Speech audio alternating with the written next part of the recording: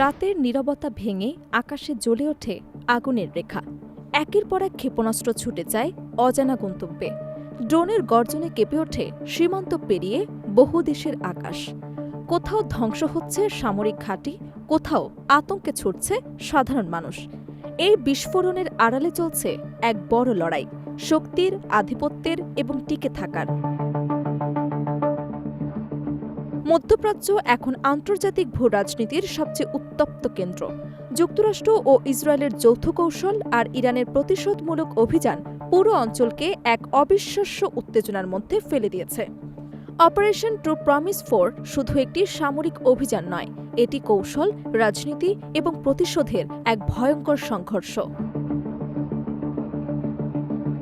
Iran তাদের operation true promise 4 এর অংশ হিসেবে মার্কিন এবং Israeli command centre, drone hanger এবং পাইলটদের গোপন আস্তানায় এক যুগের শক্তিশালী ক্ষেপণাস্ত্র হামলা চালিয়েছে।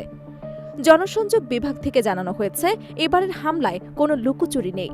লিকুইড এবং সলিড ফুয়েল চালিত অত্যাধুনিক ইমাদ, কিয়াম এবং খোরামশোর 4 ব্যালিস্টিক মিসাইলের পাশাপাশি ঝাঁকে ঝাঁকে কামিকাজি ড্রোন পাঠানো হয়েছে শত্রুপক্ষের আকাশসীমায়। এই বিশাল সমরাস্ত্র বহন নিখুঁত নিশানায় মার্কিন জায়নবাদী বাহিনীর তথাকথিত সুরক্ষিত দুর্গগুলোকে মুহূর্তের মধ্যে ধ্বংসস্তূপে পরিণত করেছে। শুধু আকাশপথেই হামলা নয়, ইরান দাবি করেছে যে এই আঘাত সরাসরি গিয়ে লেগেছে আমেরিকার 5টি গুরুত্বপূর্ণ সামরিক ঘাঁটিতে।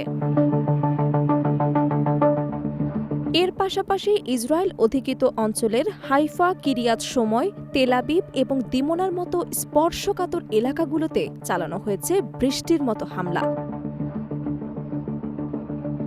দক্ষিণ থেকে উত্তর, পুরো ইসরায়েল এখন ইরানি মিসাইলের লক্ষ্যবস্তুতে পরিণত হয়েছে। ইরানের বিবৃতিতে বলা হয়েছে, এর সম্মিলিত ও বহুমুখী হামলাটি শুরু হয়েছিল গত রাত থেকে, কিন্তু এটি এখনও অব্যাহত রয়েছে।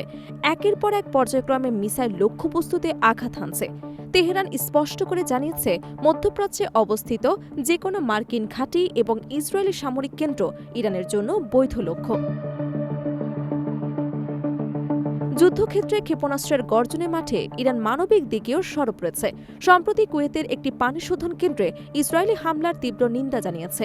তেহরানের মতে, সাধারণ মানুষের সুপেয় পানির উৎসে এই হামলা কেবল অমানবিক নয়, বরং আন্তর্জাতিক নৈতিকতার চরম অবক্ষয়ের প্রমাণ। পশ্চিমা এশিয়ার দেশগুলোর প্রতি ইরান সতর্ক করে বলেছে, মার্কিন ইসরায়েলি চক্র অঞ্চলকে অস্থির করার জন্যই ষড়যন্ত্রে লিপ্ত। বিপজ্জনক ফিতনা থেকে বাঁচতে এবং নিজেদের সার্বভৌমত্ব রক্ষা করতে আঞ্চলিক দেশগুলোকে ঐক্যবদ্ধ থাকার আহ্বান জানানো হয়েছে। 28 ফেব্রুয়ারি থেকে যুক্তরাষ্ট্র ও ইসরায়েল ইরান লক্ষ্য করে নতুন বিমান হামলা শুরু করলে ইরান পাল্টা জবাব হিসেবে অপারেশন ট্রু প্রমিস 4 শুরু করেছে।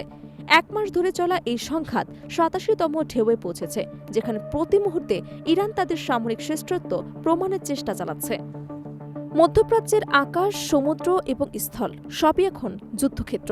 আন্তর্জাতিক রাজনীতি, শক্তির ভারসাম্য এবং মানবিক সংকট একত্রিত হয়ে একটি অভূতপূর্ব পরিস্থিতি তৈরি হয়েছে, যা বিশ্ব অর্থনীতি এবং তেলের সরবরাহ চেন, এমনকি আঞ্চলিক শক্তির ভারসাম্যে নতুন সংঘাতের সৃষ্টি করছে।